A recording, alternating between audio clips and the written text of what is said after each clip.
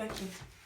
Good morning. So I have something that's been bothering me since that I want to talk about. Yes, I wrote it down because it's very plenty.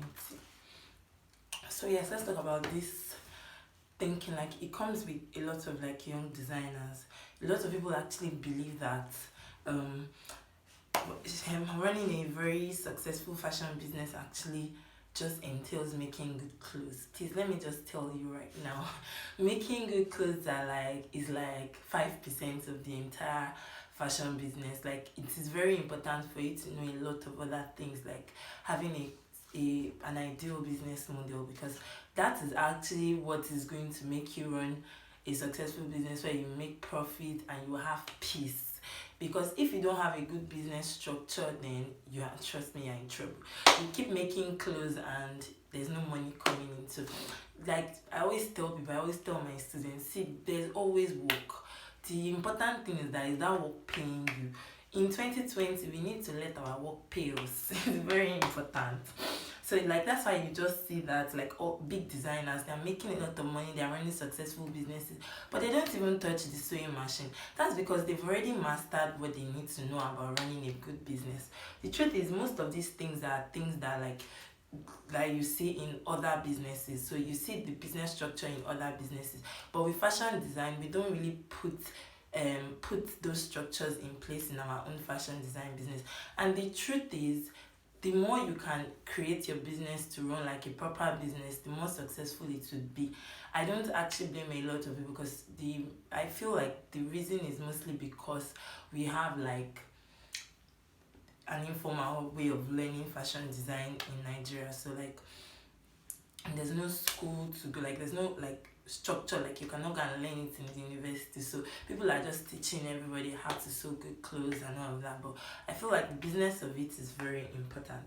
So there are a lot of areas in which you can actually structure your business, target market, finding your market. Who is your target market? Where does he or she relate? How to relate directly with them? Because if you do not know who you are selling for, and you do not carry your product and give to those sets of people, then you are going to be selling to the wrong sets of people and you're not going to be making as much money. Also, your operational processes, that one is the most important part. You need to know how your business runs. You need to know it as in written down in detail. That's another way of structuring your business. Most other businesses have them written down. So every new employee that comes into the business knows that, okay, this is how the business runs. Their clients know that, okay, this is how the business runs. You, the owner, knows that, okay, this is how the business runs, from when you get an order to when they pick up, and other processes as well. Another important thing to note is staff and client management. Very, very important, because if you do not know this, you're going to run into a lot of trouble. Finances, investment, savings, those are other parts that you need to have structured, so that your business would be running smoothly. So I've picked one part that we'll talk about.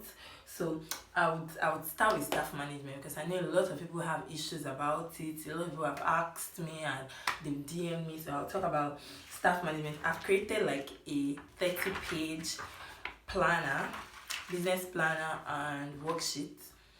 So out of it has everything, how to structure your business, guides, basically guides, checklists, samples, templates to follow and everything. Trust me, everything must be written on paper, especially with staff and clients, because if you do not have them with staff, if you have it written on paper, they'll fear you more. So everything must be written on paper, so that you as well, you can imbibe them as well. So I'm going to start with, okay, I've talked about the fact that you must write everything down, especially with staff. When getting it, see, the work is easier when the staff is just starting the work. So when getting a new staff, you must communicate your business values to them. They must know what your business stands for. So is it that you make impeccable clothes or you make fast deliveries? They need to know how this is what is very important to our brand. Because if they don't know, then they cannot treat the business as though you are treating your business that way. And then there will be an issue. And if it is not communicated with them, even on paper, they will not take it seriously. So you must communicate it to them. In this page, I have like new employee orientation guides and worksheets. So introduction to fellow employees, the tour of the office, the sections, what your business mission is, what the equipment is and how to use it, then the salary, and then the relation to turnover. So for example, if the staff is going to be earning 150,000, so how does that relate to the turnover? So for example, you might say, I'm expecting you to make me 30 clothes in a month. Or maybe it's a front desk officer. Okay, I'm expecting you to get me this amount of clients, or maybe it's social media or PR. So this your salary translates to this amount of clients or this amount of clothes. And you know that, okay, if your salary is 150,000 and you're making 30 clothes, that means one cloth is apparently, I think, 1.5 or so.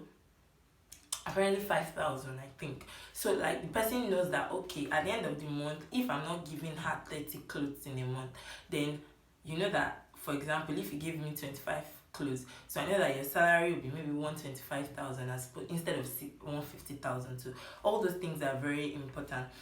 It also has the hours of work, because staff can fuck up with these hours of work. I personally hate people not showing up early or going earlier than they should, because work is supposed to be done. I make sure I get my work done, so every staff should also be doing that as well. You cannot just be strolling in anytime you want. You also need to communicate the break and lunch hours, opening and closing hours, number of tasks they need to complete by the end of the day. Then this one too has leave, signing in, signing out, sick leave report, because they must bring report if they are sick. And their job description, so there's the employee role, the job description, the responsibility, the workflow, blah blah blah blah blah blah blah. So also, okay, and there's still a little bit more things on that list that is very important that you actually communicate with them on paper. So a lot of staff actually hide on that. Oh, I didn't know, you didn't tell me. I need to check if this thing is still recording. I didn't know, you didn't tell me, blah blah blah blah blah. So once it's written down and we all know and everybody has a copy, there's nothing like I did not show up or I didn't know. Monthly, and you need to also let them know as the work continues. That means like now they are now staff. So as the work continues, you need to let them know what their daily order is. You can see in this planner, it has like their daily to-do list. That's for each of the staff. So each staff has that paper that has their to-do list. There's the weekly to-do list, there's the monthly one, even there's the space for the materials they need, the priorities, which one of the outfits is actually important. Little notes on that. For example, maybe they fucked up a particular clothes, let them know that, oh, you're on probation for this and blah blah blah blah blah. Also, it's very important that both you and your staff know what your business operational template is, or your business operational process. So this has a template from when you place an order, you place an advert, and then there's an order till when the delivery is set. So you can, knowing your business operational process, it will help you determine how long an order is going to take. It will help you to put somebody else in charge as well, and then it will help you know where exactly you could improve and all of that. You can model yours as differently. It depends on how your business actually runs. There's no one certain way of doing it. So but you need to know it. It's very important. You as the designer must also as well know what your monthly orders are. Everything written on paper, so you don't miss somebody's own. So you know the monthly orders and the dates they are supposed to be turned out. So it's very important so that everybody would know. So if it's written somewhere in your office, you must have, it's very important to have like an office board. So it has everything like the order list, like something like this. Now you can just put it on the office board. Then there's also the order board for everybody. So literally the order board has the weekly orders, each person's work description. So for example, this is the client order, this is everybody's work description. So there's nothing like I didn't know what I was supposed to do, or I didn't know this thing was supposed to be turned out this particular time. It's very, trust me, those things are really, really, really, really important. Really, this is just like a little out of the plenty things I have to say, because there's a whole lot. And trust me, like I use a lot of this business structure. I'm not completely 100% perfect, but I used a lot of these. And these things are things I've put down from my years of research, experience. Trust me, I went to go and learn all these things. I paid money to learn some of these things. So like I put it down, they've helped my business grow. They've helped me have peace of mind. People will be wondering like, how do you work Mondays to Thursdays only and still get all the work done? I'm like, there's a structure in place. Everybody knows what they're supposed to be doing, because there needs to be classes from Fridays to till the weekend. And I have been able to like also make money. Of course, I'm funding myself to an international school in Paris. It is not small money, but I was able to raise money debt free. I'm not owing anybody any kobo. Able to raise money to actually like do that. That's because I was able to take the things that were important. Don't focus on the least important things. Focus on the most important things, because at the end of the day, that's what will give you peace of mind. It's very important. I'm looking forward to having more and more of this gist later on.